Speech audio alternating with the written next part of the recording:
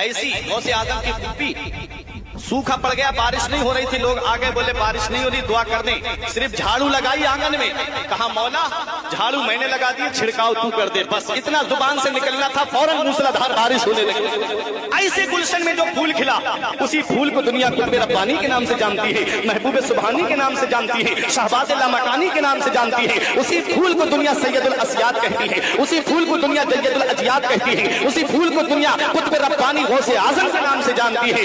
एक रमजानुल मुबारक 470 या 71 हिजरी को कस्बा जीलान के मोहल्ला नीफ में मेरे गौसे आजम पैदा हुए। और प्यारे मुसलमानों, आपने 18 साल तक कस्बा जीलान के कुर्ब जवार में तालीम हासिल की, 470 में पैदा हुए और 488 हिजरी में बगदाद में पहुंचे हैं 18 साल की उम्र में। लेकिन आओ जरा तारीख उठा के देखो, मेरे गौसे आजम तो पैदाइशी वली है, अल्लाह ने गौसे आजम को पैदाइशी वली बना करके भेजा है। ऐसे गौसे आजम अल्लाह के वली है। इंसान तब तक वली बनता ही नहीं है जब तक गौसे आजम उस पर दस्तखत नहीं कर देते हैं, जब तक गौसे आजम की मोहर नहीं लग जाती है। विलायत का बजट गौसे आजम की बारगाह से पास होता है। ऐ प्यारे मुसलमानों, मेरे गौस को इतना बड़ा मकाम कैसे मिला, इतनी बड़ी अजमत कैसे मिली, इतनी बड़ी शान कैसे मिली, इतना बड़ा रुतबा कैसे मिला? तो खुद मेरे गौस फरमाते हैं, दरस्तुल इल्म हत्ता सिरतो कुतबा, मैंने इतना इल्म हासिल किया कि अल्लाह ने मुझे कुतुब बना दिया।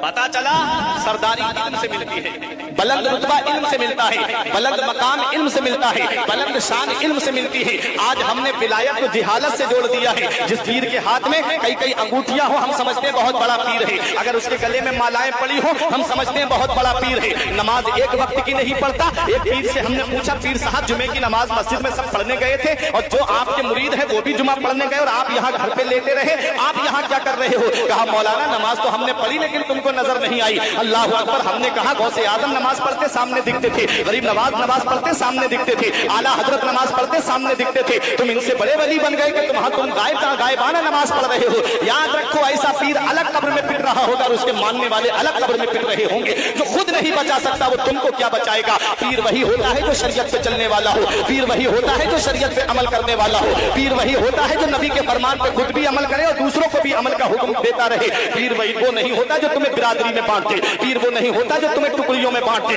पीर वो नहीं होता जो तुमको अलग अलग सिर्फ बिरादरी में बांट दे, पीर वो नहीं होता जो खानदान में बांट दे। अरे पीर तो वो होता है जो नबी की शरीयत से लाकर तुमको खड़ा कर दे, पीर वो होता है जो एक प्लेटफार्म पे ला करके अपने चाहने वालों को खड़ा करते। आज के पीरों का हाल क्या है? एक पीर दूसरे पीर के मुरीद को देखना गवारा नहीं करता, दूसरा मुरीद